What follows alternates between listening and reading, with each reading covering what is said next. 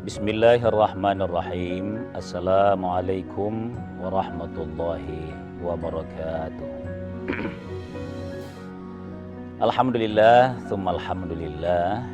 Wala hawla wala quwata illa billahil aliyyil azim. Ashhadu an la ilaha illallah wahdahu la syarikalah. Wa ashhadu anna Muhammadan abduhu wa rasuluh. Allahumma salli wa sallim ala sayyidina Muhammad wa ala alihi wa sahbihi ajma'in, amma ba'd.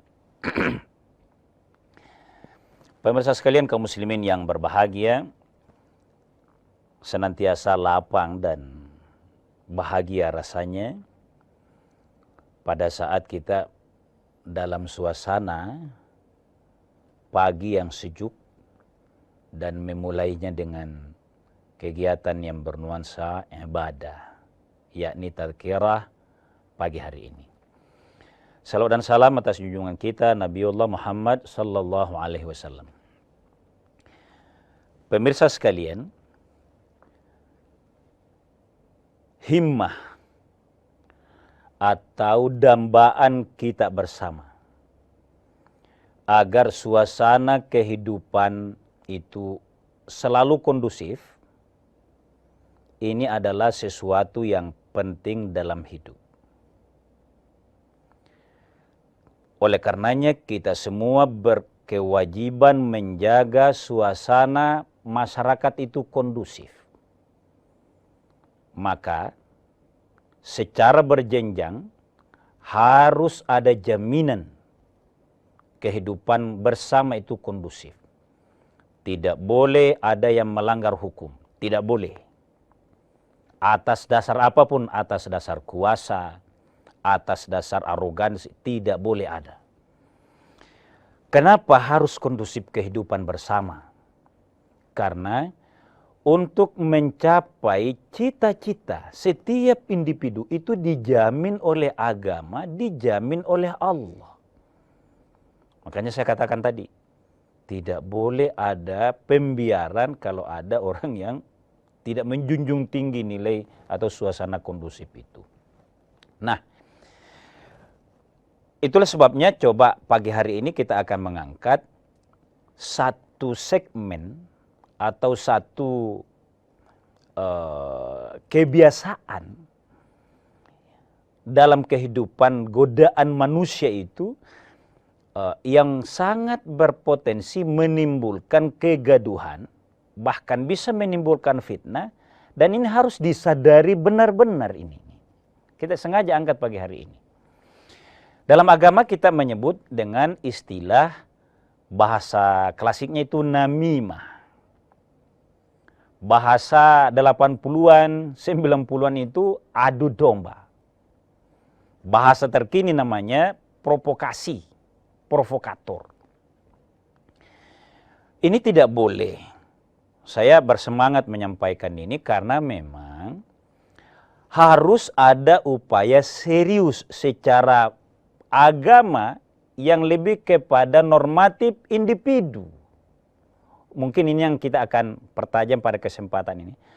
Tapi ingat, ini tidak cukup kalau hanya individu yang dianjurkan normanya. Harus ada kelanjutan itu menjadi penegakan hukum. Bahkan alat teknologi yang canggih harus mendukung ini. Apa nah jauh sekali Ustaz? Bukan jauh sekali. Jadi begini, kalau kesejahteraan manusia itu tercapai karena kondusif suasana, lalu juga mengabdinya kepada Allah, aman, khusyuk, karena tentram orang, tidak ada fitnah, tidak ada pembiaran. Itu kan kualitas hidup itu. Ini dalam maqasid syariah dibahas. Nah, apa itu namimah? Apa itu adu domba? Mengadu domba itu? Ya masih mending kalau domba yang diadu. Oh, otaknya tidak sempurna. Ada tanduknya dia.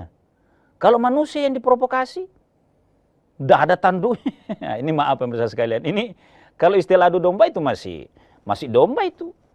Tapi kalau ada orang yang mau diadu, itu domba itu. Maaf, ini istilah ini yang kita coba dekati. Nah pemirsa sekalian, Apakah itu adu domba? Atau provokator itu? Nabi SAW bersabda begini. Hal tadruna min syirarikum. Nah ini Nabi, bagus sekali pertanyaannya. Wahai sahabatku, hal tadruna min syirarikum.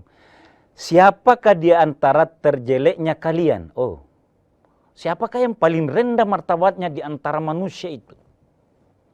Nabi yang bertanya itu. Para sahabat ada dua hal. Para sahabat pasti najelaskan Nabi. Yang kedua, merasa terkejut. Wah, selama ini kita mendengar dari Nabi, ini orang mulia. Kalau beribadah begini, kemuliaan begini, pahalanya begini. Tiba-tiba pertanyaannya Nabi. Hal taduruna min syirarikum. Tahukah kalian siapa yang paling rendah derajatnya di antara manusia itu? Maka para sahabat bertanya, Allahu wa rasuluhu a'lam. Wah, kami tidak tahu wahai Nabi. Artinya kita menjelaskan. Nah, untuk menjelaskan ini pemirsa sekalian, kita lanjutkan setelah jeda sejenak.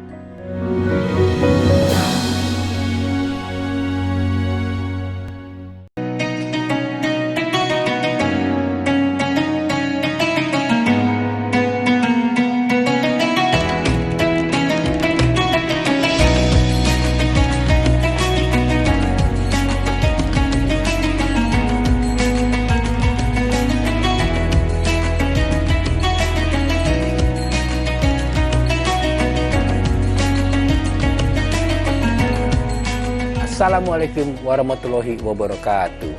Setelah menjalankan ibadah puasa selama bulan Ramadan, kita sambut hari yang suci dengan penuh kebahagiaan. Mari rayakan kebersamaan di hati. Eratkan silaturahmi di hari yang fitri. Selamat Idul Fitri 1445 Hijriah. Minal aizin wal faizin. Mohon maaf lahir dan batin. Wassalamualaikum warahmatullahi wabarakatuh. Raih kembali informasi terkini dari segala lini. Pan Berita Utama akan menyajikan sejumlah informasi menarik yang paling mengundang atensi. Kami kompilasi berita pilihan yang sudah kami siapkan untuk Anda dan jadikan referensi utama untuk Anda. Dan Anda tetap bersama kami. Terima kasih. Sampai jumpa. Berita utama ikuti pada jam-jam berikut. Live di Kompas TV.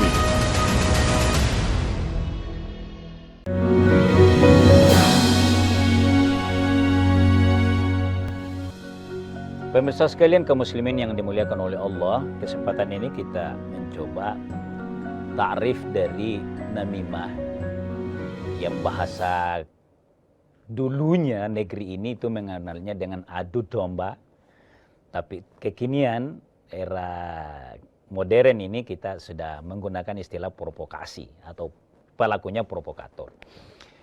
Nabi bertanya kepada para sahabat, tahukah kalian orang yang paling rendah, paling tidak bernilai? Wih, luar biasa itu. Siapakah itu? Artinya hindari ini. Jangan ada yang menjadikan hobi, bisik-bisik sekalipun. Nah, para sahabat berkata, kami tidak tahu. Allahu wa rasuluhu a'lam. Hakikatnya siapa yang di antara manusia itu yang menilai. Siapa yang menilai? Ya Allah. Siapa yang paling jelek di antara hambanya? Orang kafir kah? Orang musyrik kah? Tapi bukan itu jawaban Nabi. Apa jawaban Nabi? Qal dzul wajhaini, yang punya dua wajah. Itu tekstualnya, itu hadis Nabi. Dzul wajhaini, yang punya dua wajah. Apa maksudnya? Ya'ti haula'i biwajhin. Dia datangi di sana, haula'i, dia datangi yang di sana, biwajhin dengan satu muka. Wa ya'ti haula'i biwajhin, dia datangi di sana lagi, di sebelah kiri yang saya tunjuk. Biwajhin, dengan wajah yang lain. Maksudnya begini, ke kanan dia lain kalimatnya, dia so akrab, seakan-akan membela, mengangkat derajatnya di sebelah kanannya. Dia mendapatkan pendekatan. Boleh jadi dapat, kalau bahasa sekarang ya, kalau provokator yang kita ambil, yang besar, boleh gak jadi dapat proyek gitu. Atau pencitraan yang baik. Seakan-akan dia yang tidak merendahkan kepada si A. Padahal orang ini niatnya untuk datang kepada si B. Biwajhin. Ya'ti ha'ula'i biwajhin. Di sana juga dia mau dapat untung. Yang repot pemirsa sekalian kalau sifat seperti ini. Ada yang berbakat menjadi dzul wajhaini. Namimah ini maksudnya. Berbakat ke kiri, ke kanan, main dua kaki orang bilang. Kalau sekedar datang dua-dua itu islah namanya itu. Tapi kalau ini memang dia tahu oh ini kesenangannya ini, dia datangi, dia bela, hindari begini Pak, di sana itu begini. Ini namimah. Ini dzul wajhaini. Saya ulangi pemirsa sekalian. Yang dimaksud dengan namimah kalau bahasa Nabi SAW itu adalah ya'ti haula'i biwajhin, dia datangi di sana dengan satu wajah, dengan satu cara, dengan bumbu-bumbu kalimat yang seakan-akan akrab, dia seakan-akan melindungi, menjaga rahasia. Wa ya'ti haula'i, pada waktu yang lain dia datang kepada di sana dengan niat yang sama. Pada akhirnya sangat boleh jadi kalau dia merasa dipercaya, dia akan sampaikan hal-hal yang memetakan. Itu provokator. Maka bagaimana caranya yang bagus pemirsa sekalian?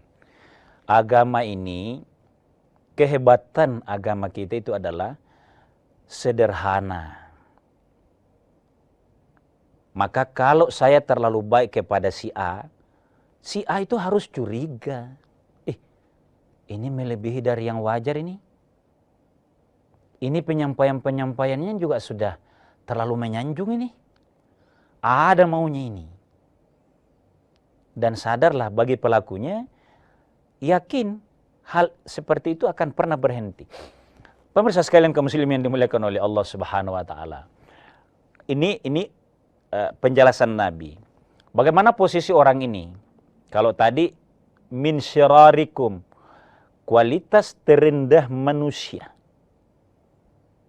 Paling syirar, paling maaf ini kita naudzubillah ya, paling jeleknya manusia adalah dzul wajhaini tadi. Kalau dalam Al-Qur'an Nabi Allah Subhanahu wa taala berfirman, wala tuti kulla hallafin mahin. Nah, ini nih. Ayo kita cermati ayatnya ini agar jauh-jauh menyadari diri. Sadar enggak saya ini? Bukan karena namimah ini kalau saya melakukan begini. Jangan sampai ada di antara kita yang tidak sadar. Allah katakan, wala tuti' kulla hallafin. Nih cirinya nih. Jangan ikuti. Waspadalah. Kulla hallafin. Tiap-tiap orang yang hallafin. Mudah bersumpah. Itu cirinya itu. Quran yang ini yang tegaskan. Kulla halafin, setiap momen dia bersumpah. Demi Allah. Demi Allah. Itu cirinya. Nggak boleh, ini ayat ini yang tegaskan ini. Karena makin pede orang, makin sulit dia bersumpah. Makin yakin akan kalbunya, akan jati dirinya, dia tidak perlu bersumpah. Ulama-ulama kita, pemimpin-pemimpin kita itu tipis kalimat-kalimatnya. Ringan-ringan saja, tapi dia yakin dipercaya. Ingat pemirsa sekalian, saya tiba-tiba ingat. Saya masih dapat namanya Baharudin Lopa. Itu dia berasal dari daerah yang pantai namanya Pambusuang. Tapi kalau dia bicara itu memang tebal suaranya, tapi dorongannya tidak terlalu kencang. Tidak kencang-kencang amat. Tapi kenapa orang sangat dengar? Karena dia tidak perlu bersumpah. Dia ringan. Itu. Nah, maaf pemirsa sekalian kalau saya menyebut person. Tapi ayat ini menegaskan wala tuti' kulla hallafin. Jangan ikuti orang yang terlalu setiap momen dia bersumpah. Hallafin mahin. Orang yang suka bersumpah pada hal-hal yang menghinakan. Itu. Jadi sebenarnya kita mau menyadarkan diri ini, memperingati diri.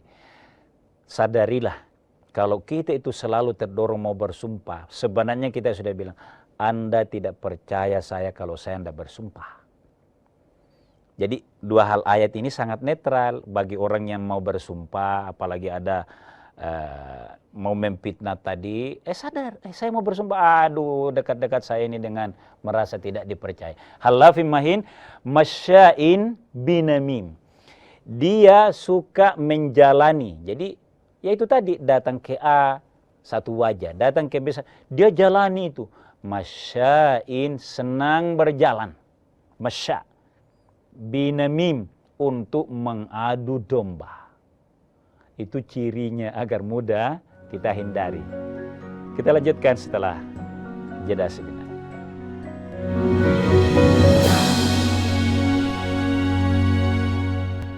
Informasi terkini dari segala lini Pan Berita Utama akan menyajikan sejumlah informasi menarik yang paling mengundang atensi. Kami kompilasi Berita pilihan yang sudah kami siapkan untuk Anda. dan jadikan referensi utama untuk Anda. Dan Anda tetap bersama kami. Terima kasih. Sampai jumpa. Berita utama. Ikuti pada jam-jam berikut. Live di Kompas TV.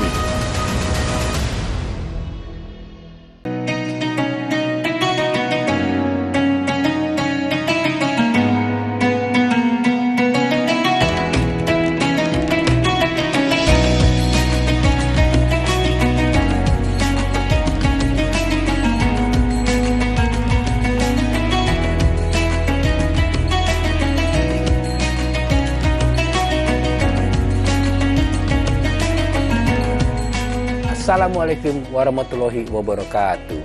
Setelah menjalankan ibadah puasa selama bulan Ramadan, kita sambut hari yang suci dengan penuh kebahagiaan.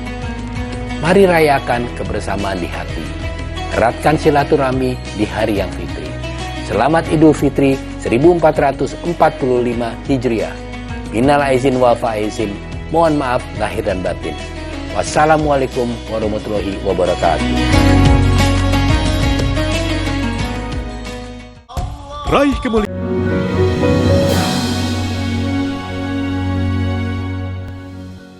Pemirsa sekalian kaum muslimin yang dimuliakan oleh Allah Subhanahu wa taala, mudah-mudahan tadhkirah pagi hari ini bagian dari sebuah kesadaran untuk berkualitas dalam hidup ini secara norma, secara individu setiap mukmin, dan juga nanti menjadi catatan yang bisa kesimpulan kepada negara agar tidak ada yang melakukannya, mengkristalisasi lewat media misalnya. Nah, kalau begitu Ustaz, bahayanya apa sih? Bahaya paling bisa ditimbulkan namimah ini, adu domba ini. Pertama itu tadi, dia menjadi sesuatu yang haram. Bayangkan ya, Al-Quran katakan la tuti, maka jangan taati. Bahkan turunan dari ayat ini dia tidak berguna, tidak menjadi, boleh menjadi saksi hal-hal yang dibutuhkan oleh, tidak diterima persaksiannya. Misal, kalau kebetulan dia orang pintar, dia melihat yang dibutuhkan dalam agama, dibutuhkan oleh umat, dia yang ada, tapi tidak diterima persaksiannya. Ini menurut agama ini. Apa artinya ini? Larangan. Haram ini namimah. Bagaimana tidak haram?